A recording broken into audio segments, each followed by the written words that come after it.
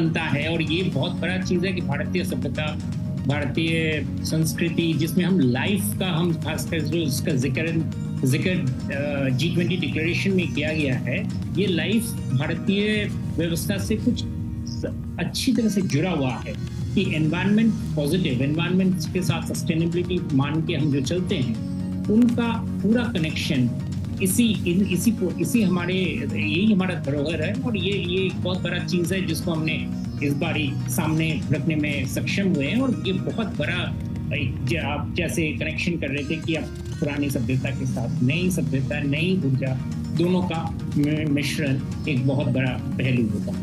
बिल्कुल, और एक बहुत बड़ा पहलू होगा। और कैसे दुनिया के सबसे बड़े कन्वेंशन सेंटर में भारतीयता साफ तौर से दिखाई पड़ रही है, झलक रही है, जहां पे अष्टधातु की मूर्ति के साथ में नटराज की मौजूदगी ये बताती है कि किस प्रकार की स्थितियां, परिस्थितियों के साथ में भारत ने अपने आप को विश्व गुरु के तौर पर स्थापित किया था। उसकी जड़ों में कहीं ना कहीं लोकतांत्रिक व्यवस्थाएं हैं। तमाम ऐसी व्यवस्थाओं के साथ में वो समाहित रहा है, जिसको लेकर दुनिया आज काफी कुछ हासिल करने की कोशिश कर रही, क्योंकि परंपरागत चिकित्सा की बात हो या फिर अपना ज्ञान की बात हो। इस वक्त तस्वीरों में बांग्लादेश की प्रधानमंत्री शेख हसीना, उनका स्वागत करते हुए प्रधानमंत्री नरेंद्र मोदी और उनके साथ में राष्ट्रपति द्रौपदी मुर्मू, और निश्चित तौर से हमारे पड़ोसी मुल्क बांग्लादेश से आई हमारी प्रधानमंत्री शेख हसीना। और ये खुशनुमा तस्वीर, भट्टाचार्य जी, किस तरह से आप देखते हैं आप इसको? ये बहुत ही महत्वपूर्ण है। कल प्रधानमंत्री जी ने शेख हसीना के साथ बायलैटरल मीटिंग भी किया था। ये हमारे बहुत ही घनिष्ठ नेबर है, हमारे साथ इनका बहुत लंबा नाता है। और हमारा जो नेबरहुड के प्रति जो एक प्रायोरिटी है जी, हमारा जो बांग्लादेश के साथ जो रिलेशंस है, उससे ये उभर के आता है। और बंगबंधु का जो ख्याल आया था, जी आप बात करें, जो कि मैं कहना चाहता था कि जैसे आप देख रहे हैं ये लोग आ रहे हैं, इसमें एक और भी झलक आता है कि भारतीय प्रवासी जो हैं वो भी देश विदेश में जाकर एक बहुत इम्पोर्टेंट स्तर पर पहुंच चुके हैं। आपने देखा वो वर्ल्ड बैंक के चीफ जो है बंगा, वो वहाँ पे थे, वो प्रवासी हैं। अनिरुद्ध जगन्नाथ मॉरिशस के जो प्रधानमंत्री हैं, कुछ देर बाद आप देखेंगे कि यूके के भी प्रधानमंत्री आएंगे, वो भी प्रवासी हैं।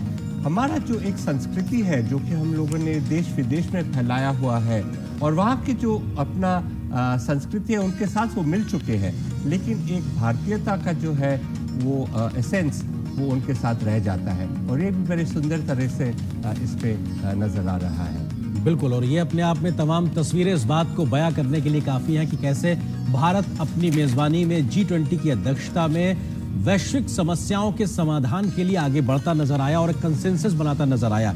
शुभमोय भट्टाचार्य जी भी हमारे साथ जुड़े हुए हैं। शुभमोय जी, आपको लगता है कि दिल्ली डिक्लेरेशन को लेकर सहमति बनना ये भी भारत की बढ़ती क्षमताओं को सीधे तौर से दिखाता है? शुभमोय जी। आर्यन जी, साथ दिल्ली डिक्लेरेशन ही नहीं, साथ में जो कुछ देर पहले जो प्रधानमंत्री जी ने जो India middle east Europe corridor, आर्थिक कॉरिडोर का जो प्रपोजल का जो घोषणा किए हैं, उसको मैं बहुत ही सिग्निफिकेंट मानता हूँ, क्योंकि ये कॉरिडोर एक पूरे दुनिया के जो इकोनॉमिक, जी हम अपने दर्शकों को ये भी बताते चल रहे हैं कैसे कैसे करके एक एक मेहमान पहुंच रहे हैं। सिंगापुर के प्रधानमंत्री इस समय पहुंच चुके हैं, और प्रधानमंत्री हर अपने उस मेहमान को, पहुंचने वाले मेहमान को ये जरूर बता रहे हैं कि ठीक उनके बैकड्रॉप में जो नालंदा विश्वविद्यालय है, इसका इतिहास क्या है, किस तरह से इसको नष्ट किया गया, और भारत की शिक्षा के क्षेत्र में जो ताकत थी उसको लगातार प्रधानमंत्री अपने हर मेहमान से साझा कर रहे हैं। हमारे साथ स्टूडियो में जो तस्वीरों में हमने देखा कि अभी सिंगापुर के प्रधानमंत्री ली शिएन लूंग थे, और प्रधानमंत्री मोदी ने और राष्ट्रपति द्रौपदी मुर्मू ने उनका स्वागत किया, इस्तकबाल किया। निश्चित तौर से ऋतु, आप जो बात कह रहे थे कि वो बैकड्रॉप अपने आप में मायने रखता है। आप एक इतना बड़ा जब इवेंट करते हैं तो आपको भारत की विविधता को दिखाना होता है। G20 की तमाम बैठकों के दरमियान हमने अपने तमाम शहरों में बैठकें की, लेकिन शिखर सम्मेलन दिल्ली में हो रहा है। बावजूद उसके हम अपने इतिहास से, अपनी संस्कृति से तमाम शिखर नेताओं को रूबरू करा रहे हैं। ये भी अपने आप में बेहद महत्वपूर्ण है। एम्बेसडर भट्टाचार्य, क्या आपको लगता है कि भारत ने जिस तरह से भारत मंडपम का जो पूरा एक तरह से तैयार किया है, उसमें नटराज की मूर्ति, सुबह ओडिशा का कोणार्क चक्र और अब नालंदा विश्वविद्यालय, भारत अपने उस इतिहास को भी इस दुनिया को दिखाना चाहता है, उस समृद्ध इतिहास को? जिसमें शिक्षा, संस्कृति, परंपरा, सनातन सब कुछ समाहित है और विश्व कल्याण के लिए हर चीज का इस्तेमाल किया गया। ये G20 का जो प्रोसेस हुआ है, ना सिर्फ शिखर सम्मेलन, लेकिन इससे पहले भी जितने सारे मीटिंग्स हुए हैं, इसमें बहुत सारे अनोखे रूप नजर आए हैं पहली बार। और ये भारत ने इसको दिखाया है कि हमारा जो डेमोक्रेटाइजेशन है अपने देश में, एक जो स्पिरिट ऑफ इंक्लूजन है, हमारा जो इंक्लूसिव डेवलपमेंट है, हमारा जो पार्टिसिपेशन है, वो चाहे युवा का हो, नारी का हो, ये सब अपना हम G20 में सारे विश्व में फैलाना चाहते हैं। और ये एक मिसाल के उदाहरण के तौर पे हम दिखा रहे हैं। हमारा जो संस्कृति बहुत ही समृद्ध है, बहुत ही इंस्पिरेशनल है। और इससे पीछे भी, जैसे कि मैं कह रहा था कि साउथ ईस्ट एशिया में, अरब राज्यों में, यूरोप का जो एनलाइटनमेंट हुआ वो भी इसी विज्ञान का डेवलपमेंट से हुआ। तो ये जो हम शेयर कर रहे हैं आज, ये एक महत्वपूर्ण चीज़ है, क्योंकि ये हम लोग पहली बार G20 का प्रेसिडेंसी है।